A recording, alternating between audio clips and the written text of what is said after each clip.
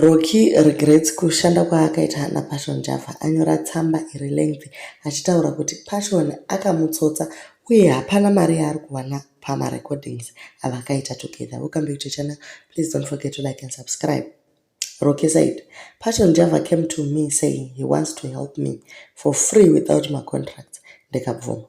Akanditi nditame kubva kumusha kwangu kuuya Harare kuitira marecordings etc. Asi ndakashamisika after collab rekwaKofi mukuru vakuuya nemacontract forms.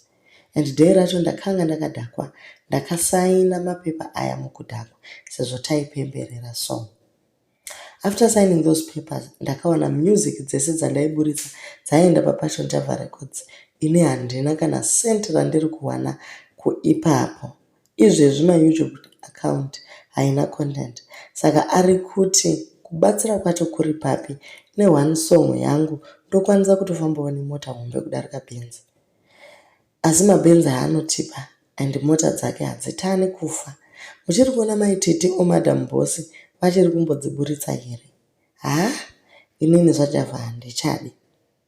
Ndaneta nekungorongerwa kuimbiswa makolabo nelow class vanhu vasina following ana Khadija etc.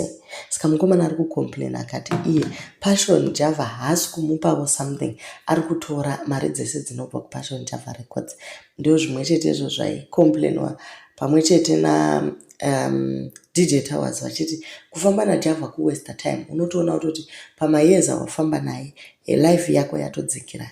Instead, in terms of career wise, watopera haambo kusumudziri asi kuti anoshandisa vanhu kuti zvake zviite.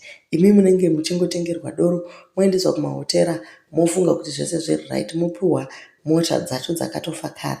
Saka mukomana ari kuti veduwe iye anoita beta adzokere hake kumusha kwake, anokontinue achiita zvehuku dzamazai pane kuswera achiimba naHoly 100 uyu.